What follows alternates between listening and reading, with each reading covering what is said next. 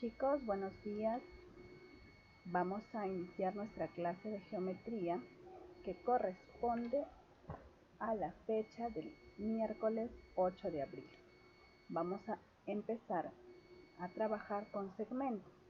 Aunque antes de segmentos, este es el tema de hoy, vamos a darle una repasadita nada más hasta desde donde nos hemos quedado, punto, recta y plano, a un tema que ustedes ya conocen.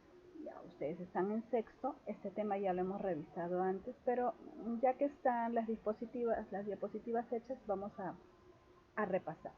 ¿Cuáles son las posiciones de las rectas en el plano? Tenemos tres tipos de posiciones. Tenemos las rectas secantes, aquí las vemos. Las rectas secantes tienen un punto de intersección, en este caso el punto A. Tenemos recta N y recta M. Se tocan en un solo punto y por eso se llaman secantes. Digamos que se intersectan en un punto. A diferencia de las rectas paralelas. Las rectas paralelas son aquellas que nunca se van a tocar. Recuerden que las rectas no tienen ni principio ni fin. Una recta paralela quiere decir que a todo lo largo, en toda la dimensión de esta recta que es infinita, jamás se van a tocar una con la otra. Y se denotan con dos líneas oblicuas, tal como vemos aquí. En este caso tenemos recta A, recta B. Será entonces la denotación A paralela a B, de esta forma, con dos rectas oblicuas. Siguiente, tenemos las perpendiculares. ¿Cómo son las perpendiculares? Similares a las secantes. Miren, observen, tienen un punto de intersección. En este caso el punto es el punto O de las rectas D y de la recta E. ¿Cuál es la característica principal de las rectas perpendiculares?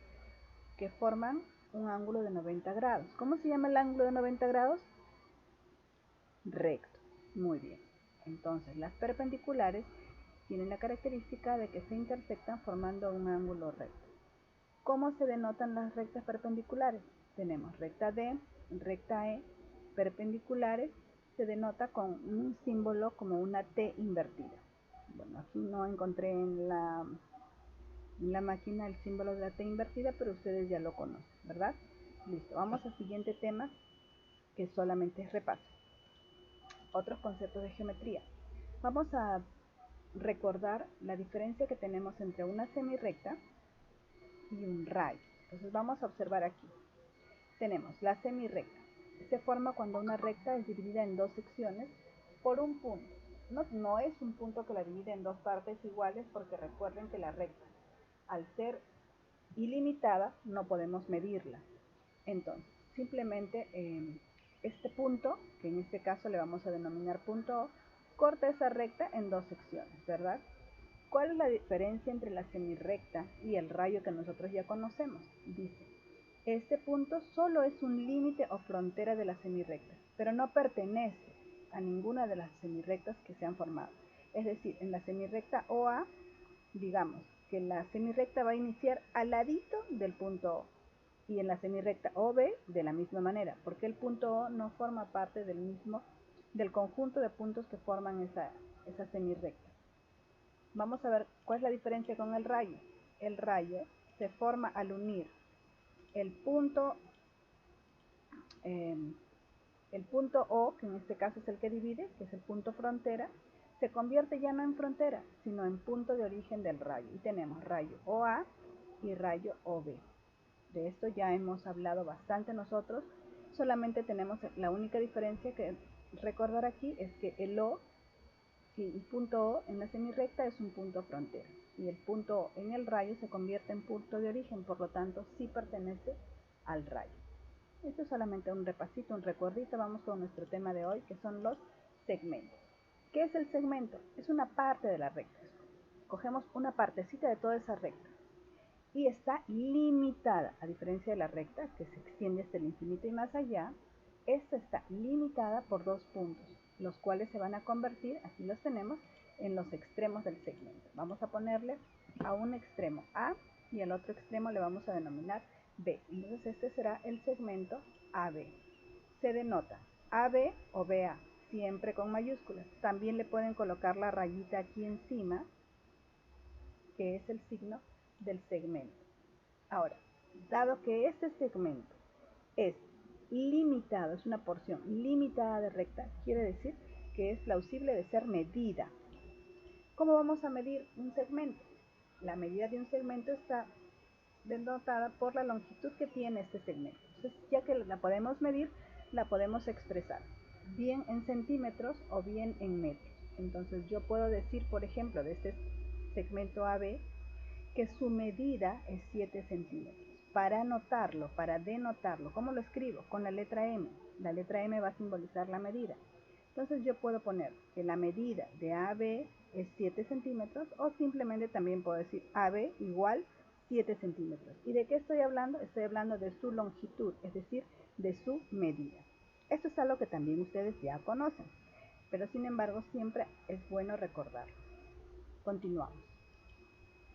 Vamos a ver ahora los puntos que podemos encontrar en un segmento. Tenemos el más importante para nosotros, el punto medio de un segmento. ¿Qué es el punto medio de un segmento? Es aquel que lo divide a este segmento, lo va a dividir en dos segmentos congruentes. Miren que lo he puesto aquí resaltado, congruentes. ¿Qué significa congruente? Que tiene la misma medida, el mismo valor. Entonces, si yo tengo un segmento AB, como el de aquí, voy a marcar en este punto exacto, más o menos la mitad, marco un punto M. Este será un punto medio si es que divide este segmento AB en dos partes iguales, de tal modo que AM sea igual que MB, es decir, que tengan la misma medida. Si M es punto medio de AB, entonces AM y MB van a ser segmentos congruentes. Esta es la palabrita que nosotros vamos a encontrar en muchos de nuestros ejercicios, no lo vamos a olvidar. Siguiente, los puntos colineales. ¿Qué son los puntos colineales? Son los que se encuentran dentro de la misma porción de recta, ¿ya? Cuando los escribimos, esos puntos, cuando yo los escribo en el orden en el que los estoy observando en la recta o en el segmento, entonces este punto se va, además de ser colineal, va a ser consecutivo, se van a presentar en ese orden. Vamos a ver el ejemplo. Tenemos aquí, sobre este segmento, tenemos los puntos A, B, C y D. Son colineales porque se encuentran en la misma recta, en el mismo segmento. Y serán consecutivos si yo los nombro en el orden en que están. Si por ejemplo yo digo sobre un segmento se encuentra C, A, B, D, no los estoy ubicando de la manera consecutiva, por lo tanto puedo decir que son colineales, pero no consecutivos. Si yo digo A, B, C y D son puntos colineales y consecutivos, entonces yo tengo que ubicarlos en ese orden, en la recta o en el segmento. A, B, A primero, luego B, luego C y luego D. Hasta aquí llegó nuestro tema de hoy, lo que se refiere a segmentos. Yo espero que haya quedado claro porque este tema es bastante sencillito. Y con este tema, con esta base, con esta parte teórica que hemos aprendido hoy, vamos a poder desarrollar los ejercicios del libro, los que son más sencillos. Por supuesto hay algunos que se van a complicar un poquito. Para eso haremos un nuevo video.